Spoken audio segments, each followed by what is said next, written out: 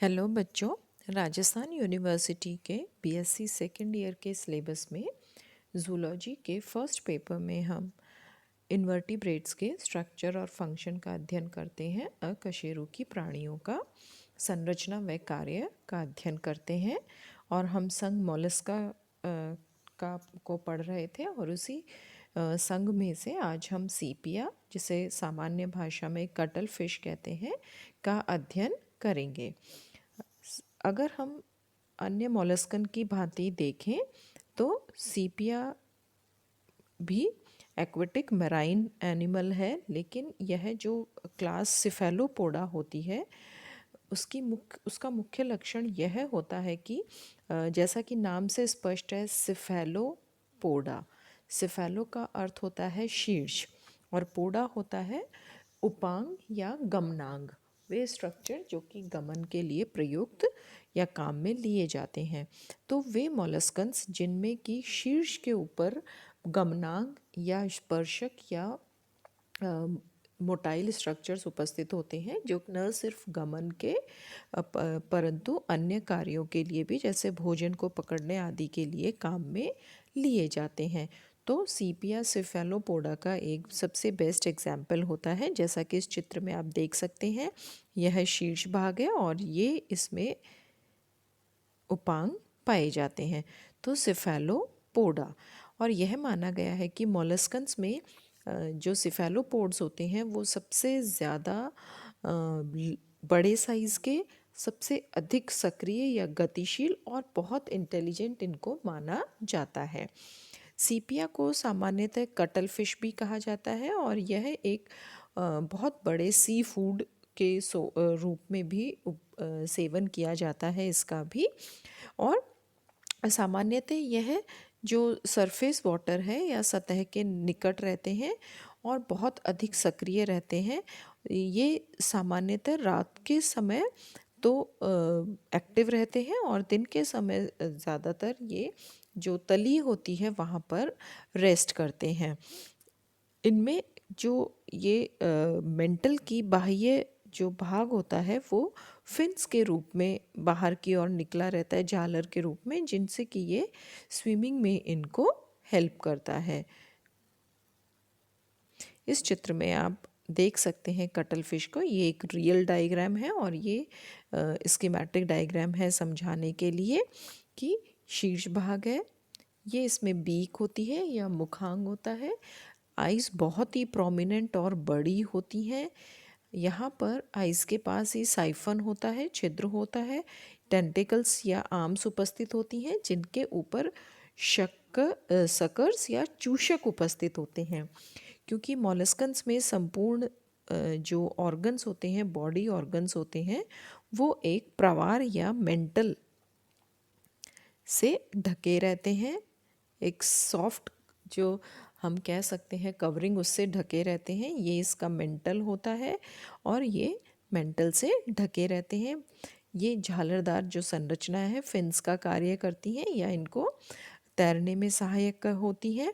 और सबसे बड़ी बात ये होती है कि जो मेंटल होता है या सीपिया जो है, इसका मेंटल कलर चेंज करने में सक्षम होता है, जिससे कि ये अपने आप को जो सराउंडिंग है उससे ब्लेंड कर लेते हैं, उसमें मिक्स कर लेते हैं और जो प्रीडेटर्स होते हैं उनसे अपनी रक्षा करने में सक्षम होते हैं। अगर हम हैबिट और हैबिटाट, प्रकृति और आवास की बात करें तो ये बरोइंग नेचर के भी होते हैं, अर्थात ये मड के अंदर, कीचड़ के अंदर बिल नुमा संरचना या खोदने में सहायक होते हैं। और जो फिन्स होती हैं, जो पीछे झालर समान संरचना होती हैं, उनसे अपने ऊपर मिट्टी या जो कीचड़ होता है, मड होता है, उसमें अपने आप को छुपाने में सहायक होते हैं। तथा सामान्यतः यह पाया गया है कि सीपिया जो है वो ग्रिगेरियस नेचर के होते हैं, अर्थात समूह या झुंड में रहते हैं। और भोजन की प्रकृति के आधार पर ये कार्निवोर हैं, अर्थात मांसाहारी हैं। और इनका मुख्य भोजन जो है सामान्यतः छोटी मछलियाँ, क्रस्टेशियन जिसमें कि प्रॉन, पेलिमॉन आदि आते हैं, और अन्य दूसरे छोटे जीव जंतु होते हैं। अगर हम बाह्य संरचना देखें, जैसे कि ऊपर चित्र में आपको दिखाया है कि जो हेड है वो बॉडी से बिल्कुल अलग स्पष्ट दिखाई देता है, और वो डॉर्सो वेंट्रली अर्थात पृष्ठ अधर भाग से फ्लैट होता है, और जो ट्रंक है वो या शेष जो भाग है बॉडी का वो होता है। नेक जो है वो सिर्फ एक कनेक्शन के समान होती है, एक संयोजन के समान होती है हेड और ट्रंक के बीच में। हेड के ऊपर आइज़ बहुत प्रोमिनेंट बड़ी बड़ी उपस्थित होती हैं, और सिफेलोपोड्स में जो शीर्ष उपांग होते हैं उनकी संख्या 8 से 10 होती है, और सीपिया में ये जो आर्म्स हैं या भुजाएं हैं ये 10 होती हैं, और इनके ऊपर जो हैं वो चूषक एक पंक्ति में उपस्थित होते हैं, और ये जो शिकार होता है इनका उनको मारकर ग्रहण करने के भी काम में लिए जाते हैं या सहायक होते हैं।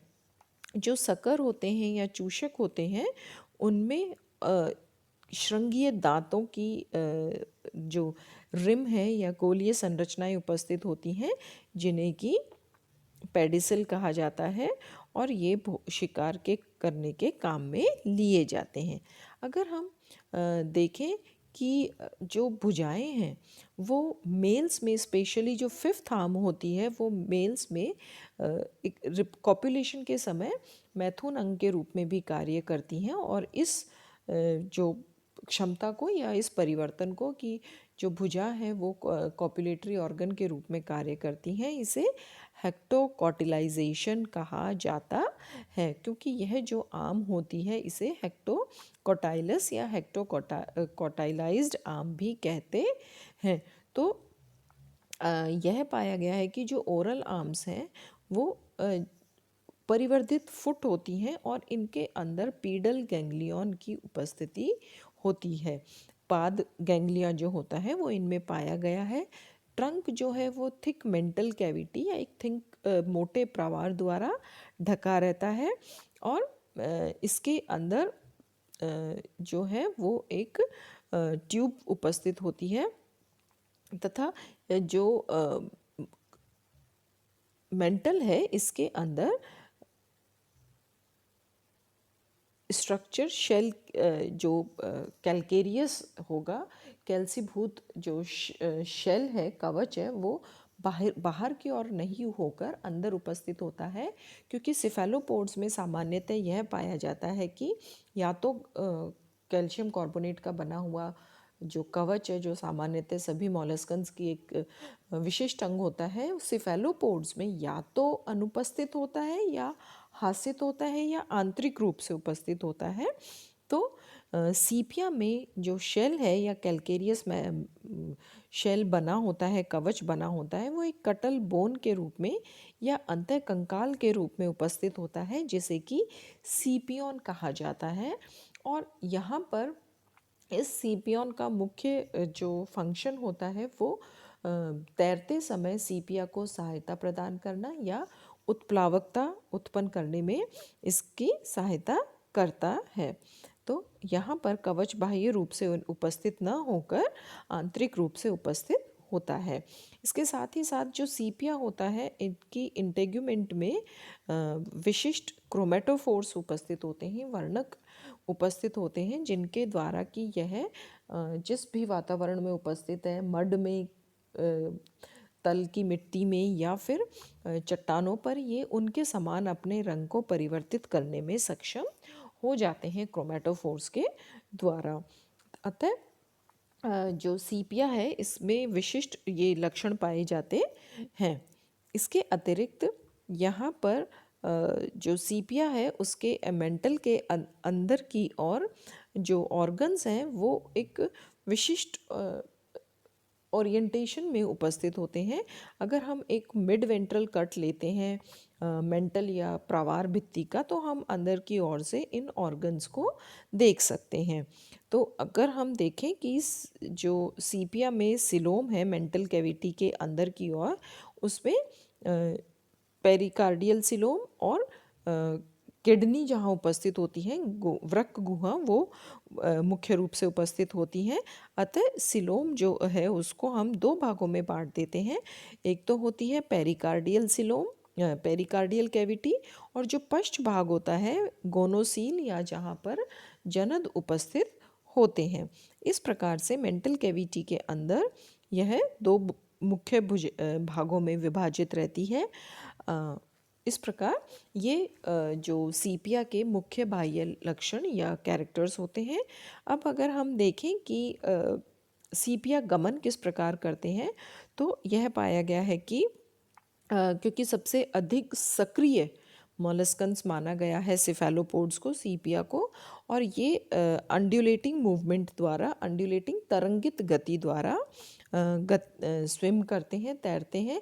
और इसमें जो प्रवार के बाहर की ओर झालरदार फिन्स निकली रहती हैं वो इसमें सहायक होती हैं। तथा जब ये तीव्र गति से गति करते हैं या स्विम करते हैं, तो जल की एक धारा बहुत फोर्स के साथ, प्रेशर के साथ बाहर की ओर निकलती है, जेट के रूप में, प्रेशर के रूप में। साइफन जो मेंटल कैविटी का बहिर्गमन या साइफन होता है वहाँ से, तो एक प्रोपल्शन की भांति या एक प्रेशर के साथ सीपिया जेट विमान की भांति गति करता है।